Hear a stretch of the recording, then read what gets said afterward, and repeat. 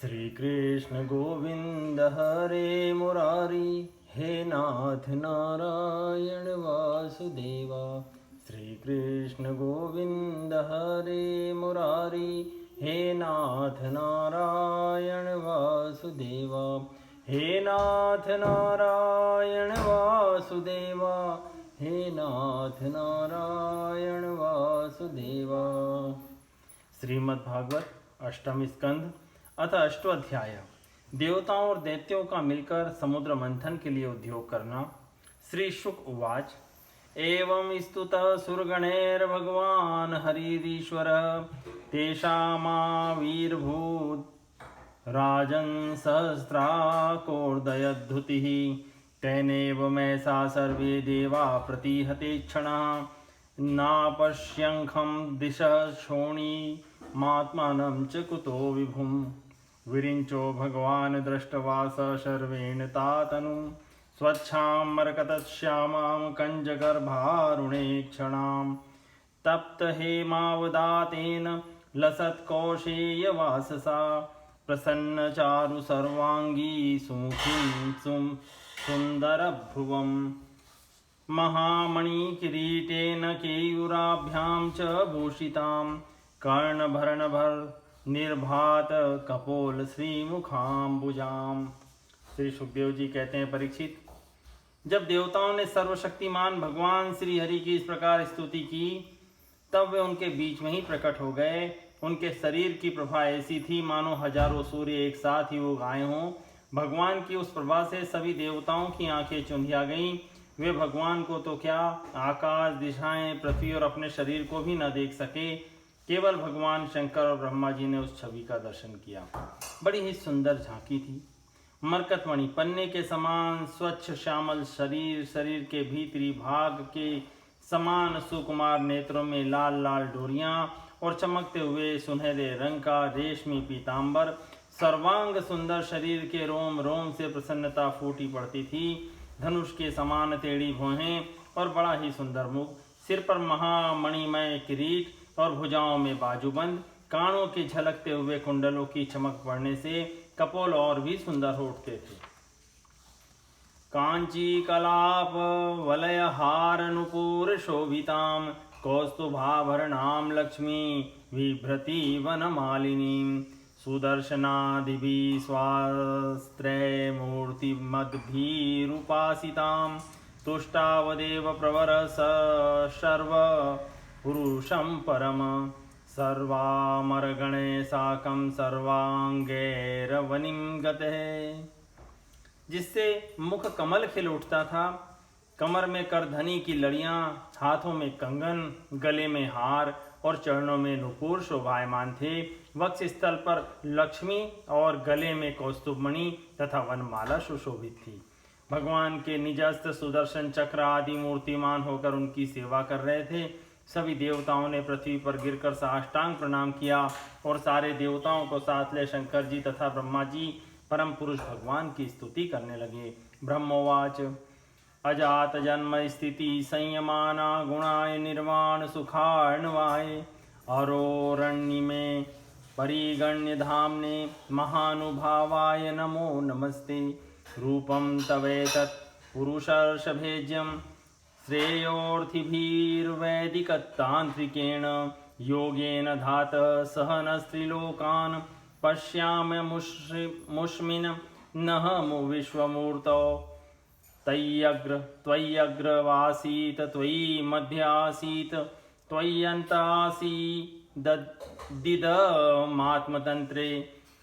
त्वमादिरन्तो जगतोऽस्य मध्यं घटस्य मृत्स्नेव परं परः परस्मात्। त्वममाययात्माश्रयया स्वयेदं निर्माय विश्वं तदनु प्रविष्टः। पश्यन्ति युक्ता मनसा मनीषिणो गुणव्यवायेऽप्यगुणं विपश्चितः। यथाग्निमेधस्य मृतं च गोषु भुवन्नमम्बूध्यमने च वृत्तिम्।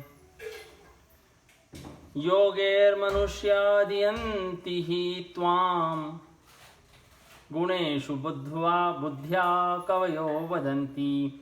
तं त्वां वयं नाथ समुज्जिहानं सरोजनाभाति चिरेप्सितार्थं दृष्ट्वा गता निवृत्तिमद्य सर्वे गजादवार्ता इव गाङ्गमम्भम् सत्वं विधस्त्वाखिललोकपाला वयं यदार्थास्तव पादमूलं समगतास्ते बहिरन्तरात्मन् किं वा विज्ञाप्यमशेषसाक्षिणः अहं गिरित्रश्च सुरादयो ये दक्षादयोऽग्नेरिव केतवस्ते किं वा विदामेश पृथग्विभाता विध्वस्त्व शमनो द्विजदेव मंत्रम।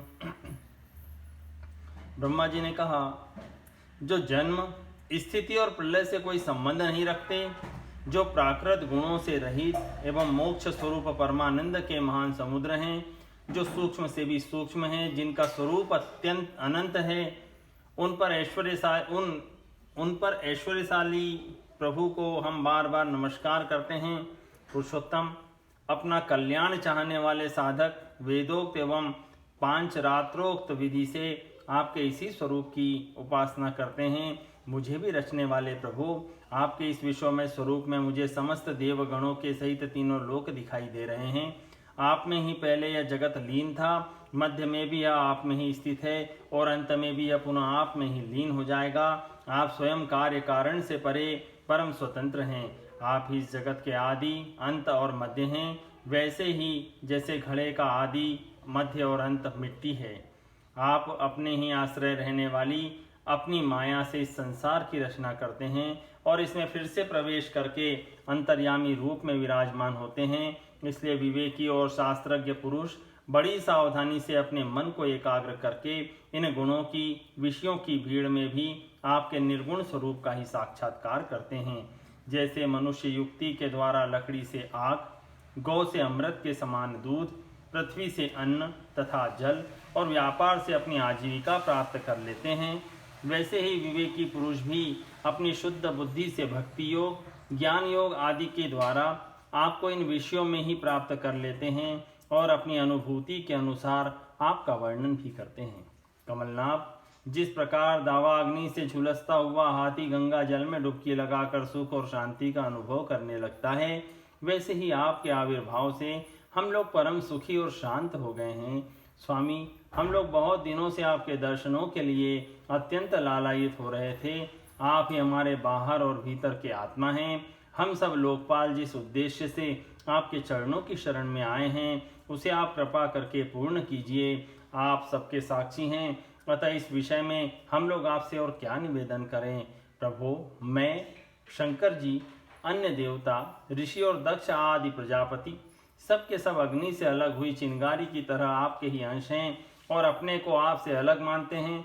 ऐसी स्थिति में प्रभु, हम लोग समझ ही क्या सकते हैं। ब्राह्मण और देवताओं के कल्याण के लिए जो कुछ करना आवश्यक हो, उसका आदेश आप ही दीजिए और आप वैसा स्वयं कर भी लीजिए।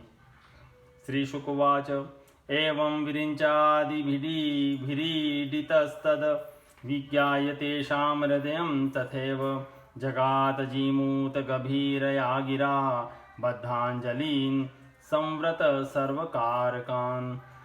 एक एवेश्वरस्तिस्मिन् सुरकार्ये सुरेश्वरः विहर्तु कामस्तनः समुद्रोन्मथनादिभिः। श्री सुखदेव जी कहते हैं, ब्रह्मा आदि देवताओं ने इस प्रकार स्तुति करके अपनी सारी इंद्रियां रोक ली और सब बड़ी सावधानी के साथ हाथ जोड़कर खड़े हो गए। उनकी स्तुति सुनकर और उसी प्रकार उनके हृदय की बात जानकर भगवान मेघ के समान गंभीर वाणी से बोले, परीक्षित, समस्त देवताओं के तथा जगत के एकमात्र स्वामी भगवान अकेले ही उन सब कार्य को करने में समर्थ थे।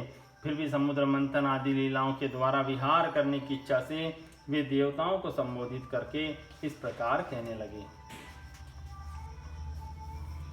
श्री भगवान उवाच, हंत ब्रह्मन्नहो शंभो हे देवा मम भाषितं शृणुता वैता सर्वे श्रेयो वः स्याद् यथासुरा। यात दानव दैतेयस्तावत् सन्धिर्विधीयताम् कालेनानुगृहीतैस्तैर्यावद् वो भवात्मनः अर्योऽपि सन्धेयः सती कार्यार्थगौरवे अहिमूषकवदद्देवा ह्यर्थस्य पदवीं गते अमृतोत्पादने यत्नः क्रियतामविलम्बितं यस्य पीतस्य वै जन्तुर्मृत्युग्रस्तो मरो भवेत् क्षिप्त्वा क्षीरो दधो सर्वा वीरुत्रणलताओषधी मन्थानं मन्दरं कृत्वा नेत्रं कृत्वा तु वासुकिं सहायेन मया देवा निर्मन्थध्वमतन्द्रिन्ता क्लेशभाजो भविष्यन्ति दैत्या यूयं फलग्रहा यूयं तदनुमोदध्वं यदिच्छन्त्यसुरासुरा न संसरम्भेण सिद्ध्यन्ति सर्वेऽर्था सान्तव्या यथा न भेतव्यं कालकूटाद् विषाजलधि संभवात् लोभः कार्यो नवो जातु रोषकामस्तु वस्तुषु। श्री भगवान ने कहा, ब्रह्मा शंकर और देवताओं, तुम लोग सावधान होकर मेरी सलाह सुनो। तुम्हारे कल्याण का यही उपाय है। इस समय असुरों पर काल की कृपा है, इसलिए जब तक तुम्हारे अभ्युदय और उन्नति का समय नहीं आता तब तक तुम दैत्य और दानवों के पास जाकर उनसे संधि कर लो। देवताओं, कोई बड़ा कार्य करना हो तो शत्रुओं से भी मेल मिलाप कर लेना चाहिए। यह बात अवश्य है कि काम बन जाने पर उनके साथ सांप और चूहे वाला बर्ताव कर सकते हैं। यहाँ पर एक जिक्र आता है, किसी मदारी की पिटारी में सांप तो पहले से ही था। संयोगवश उसमें एक चूहा भी जा घुसा। चूहे के भयभीत होने पर सांप ने उसे प्रेम से समझाया कि तुम पिटारी में छेद कर दो, फिर हम दोनों भाग निकलेंगे। पहले तो सांप की इस बात कर चूहे को विश्वास न हुआ, परंतु पीछे उसने पिटारी में छेद कर दिया। इस प्रकार काम बन जाने पर सांप चूहे को निकल गया और पिटारी से निकल भागा। तुम लोग बिना विलंब के अमृत निकालने का प्रयत्न करो। उसे पी लेने पर मरने वाला प्राणी भी अमर हो जाता है। पहले क्षीर सागर में सब प्रकार के घास, तिनके, लताएं और औषधियां डाल दो। फिर तुम लोग मंदराचल की मथानी और वासुकी नाग की नेति बनाकर मेरी सहायता से समुद्र का मंथन करो। अब आलस्य और प्रमाद का समय नहीं है। देवताओं, विश्वास रखो। दैत्यों को तो मिलेगा केवल श्रम और क्लेश, परंतु फल मिलेगा तुम्हीं लोगों को। देवताओं, असुर लोग तुमसे जो जो चाहें सब स्वीकार कर लो। शांति से सब काम बन जाते हैं। क्रोध करने से कुछ नहीं होता। पहले समुद्र से कालकूट विष निकलेगा, उससे डरना नहीं। और किसी भी वस्तु के लिए कभी भी लोभ न करना। पहले तो किसी वस्तु की कामना ही नहीं करनी चाहिए, परंतु यदि कामना हो और वह पूरी न हो तो क्रोध तो करना ही नहीं चाहिए। श्री शुकोवाच इति देवान् समादिश्य भगवान् पुरुषोत्तमः तेषान् मन्तर्दधे राजस्वच्छन्दगतिरीश्वरः। अस्य तस्मै भगवते नमस्कृत्य पितामह भवश्च जग्मतु स्वं स्वं धामोपेयुर्बलिं सुराः। दृष्टवारिनप्यसंयतान् जातक्षोभान् स्वनायकान् न्यषेधद दैत्यराट श्लोक संधि विग्रह कालवित्। ते वैरोच निमासीनं गुप्तं चासुरयूथपै श्रिया परमया जुष्टं जिताशेषमुपागमन्। महेन्द्र श्लक्षणया वाचा सान्त्वयित्वा महामतिः अभ्यभाषत ततः सर्वं शिक्षितं पुरुषोत्तमात्। तदरोचत दैत्यस्य तत्रान्ये ये सुराधिपः शम्बरोरिष्टनेमिश्च ये च त्रिपुरवासिनः। ततो देवसुरा कृत्वा संविदं कृतसौहृदा उद्यमं परमं चक्रुर्मृतार्थे परन्तप। ततस्ते मन्दरग्री मोजसोत्पाट्य दुर्मदा नदन्त उदधीं निन्यु शक्ता परिघबाहवः दूरभारोद्वस्रान्ता शक्रवैरोचनादय अपारयन्तस्तं वोढुं विवशा विजहूपथि। निपतंस गिरिस्तत्र बहु नमर दानवान चूर्णयामास महता भारेण कनकाचल।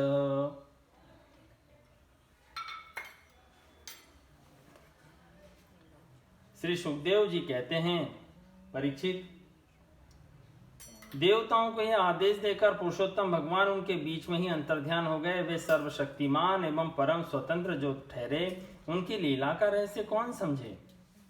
उनके चले जाने पर ब्रह्मा और शंकर ने फिर से भगवान को नमस्कार किया और वे अपने अपने लोकों को चले गए। तदनंतर इंद्रादि देवता राजा बलि के पास गए। देवताओं को बिना अस्त्र शस्त्र के सामने आते देख दैत्य सेनापतियों के मन में बड़ा क्षोभ हुआ। उन्होंने देवताओं को पकड़ लेना चाहा, परंतु दैत्यराज बलि संधि और विरोध के अवसर को जानने वाले एवं पवित्र कीर्ति से संपन्न थे। उन्होंने दैत्यों को वैसा करने से रोक दिया। इसके बाद देवता लोग बलि के पास पहुंचे। बलि ने तीनों लोकों को जीत लिया था। वे समस्त संपत्तियों से सेवित एवं असुर सेनापतियों से सुरक्षित होकर अपने राज सिंहासन पर बैठे हुए थे। बुद्धिमान इंद्र ने बड़ी मधुर वाणी से समझाते हुए राजा बलि से वे सब बातें कहीं जिनकी शिक्षा स्वयं भगवान ने उन्हें दी थी। यह बात दैत्यराज बलि को जच गई। वहां बैठे हुए दूसरे सेनापति शंबर, अरिष्टनेमी और त्रिपुर निवासी असुरों को भी यह बात बहुत अच्छी लगी। तब देवता और असुरों ने आपस में संधि समझौता करके मित्रता कर ली और परीक्षित, वे सब मिलकर अमृत मंथन के लिए पूर्ण उद्योग करने लगे। इसके बाद उन्होंने अपनी शक्ति से मंदराचल को उखाड़ लिया और ललकारते तथा गरजते हुए उसे समुद्र तट की ओर ले चले।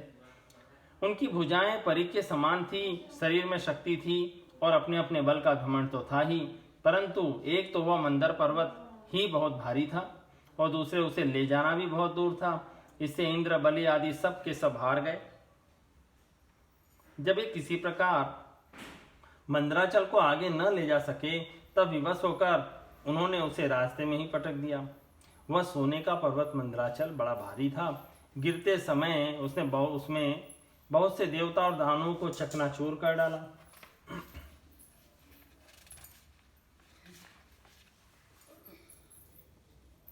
तांस्तथा भग्न मनसो भग्न बहुरु कंधरान विज्ञाय भगवान तत्र बभूव गरुड़ध्वज गिरिपात विनिष्पिष्टा विलोक्या मर्दानवान ईक्षया जीवयामास निर्जरान निवृणान्यथा गिरिं चारोप्य गरुड़े हस्ते नैकेन हीलया आरुह्य प्रययावब्धिं सुरासुरगणे व्रतः अवरोप्य गिरिं स्कन्धात् सुपर्णः पततां वर ययो जलान्तोत्सृज्य हरिणा स विसर्जितः। उन देवता और असुरों के हाथ, कमर और कंधे टूट ही गए थे, मन भी टूट गया। उनका उत्साह भंग हुआ देख गरुड़ पर चढ़े हुए भगवान सहसा वहीं प्रकट हो गए। उन्होंने देखा कि देवता और असुर पर्वत के गिरने से पिस गए हैं, अतः उन्होंने अपनी अमृतमयी दृष्टि से देवताओं को इस प्रकार जीवित कर दिया मानो उनके शरीर में बिल्कुल चोट ही न लगी हो। इसके बाद खेल ही खेल में एक हाथ से उस पर्वत को उठाकर गरुड़ पर उन्होंने रख दिया और स्वयं भी सवार हो गए। फिर देवता और असुरों के साथ उन्होंने समुद्र तट की यात्रा की। पक्षीराज गरुड़ ने समुद्र के तट पर पर्वत को उतार दिया। फिर भगवान के विदा करने पर गरुड़ जी वहां से चले गए। इति श्रीमद्भागवते महापुराणे पारमहंस्यां संहितायाम् अष्टम स्कंदे अमृतमथने मंदराचलानयनं नाम षष्ठोऽध्याय सम्पूर्णम्।